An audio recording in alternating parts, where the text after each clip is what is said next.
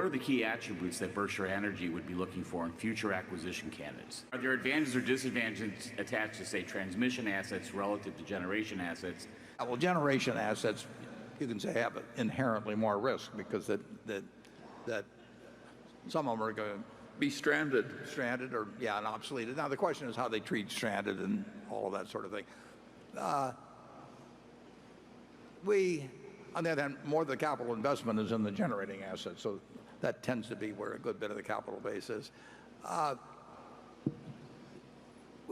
We like the utility business okay. I mean, the electricity demand is not increasing like it was. As you point out, they're going to be stranded assets.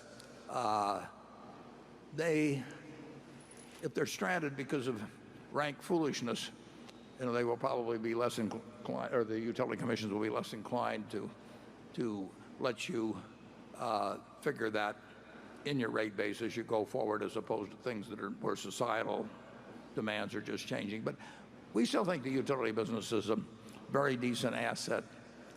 The prices are very high, but that's what happens in a low interest rate environment. I'd be surprised if 10 years from now we don't have significantly more money in not only wind and solar, but we'll probably own more utility systems than we own now. We're a buyer of choice with many utility commissions. In fact, if we can put up the slide, there's a slide which shows something about our pricing compared to other utilities. And Greg Abel and his group have done an extraordinary job. They've done it in safety, they've done it in reliability, they've done it in price, they've done it in renewables. It's hard to imagine a better run operation than exists at Mid-American Energy. And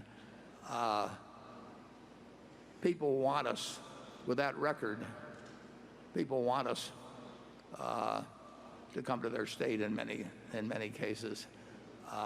But when prices get to the level they have, I mean, some utilities have sold at extraordinary prices, and we can't pay them and have it make sense for Berkshire shareholders. But just because we can't do it this year doesn't mean it won't happen next year or the year after. So I think we'll get a chance. And our utilities are not normal. The way Greg has run those things, they're so much better run in every way than normal utilities. They're better regarded by the paying customers. They're better regarded by the regulators. They have better safety records.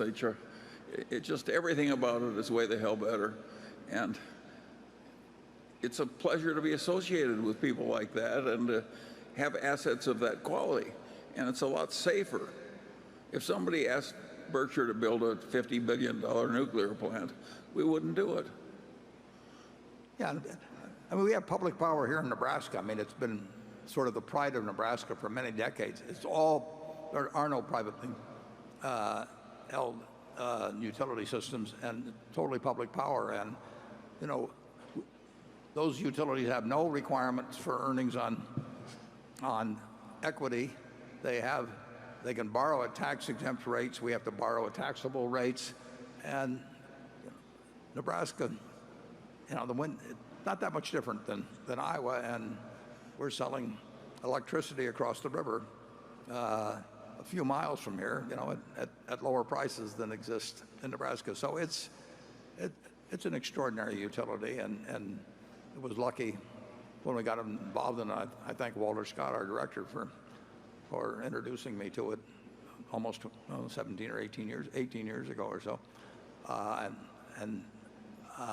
But I don't think the utility business as such, I mean, if I were putting together a portfolio of stocks, I don't think there would be any utilities in that group now. But I love the fact we own Berkshire Hathaway Energy. But it's different, radically different, and better.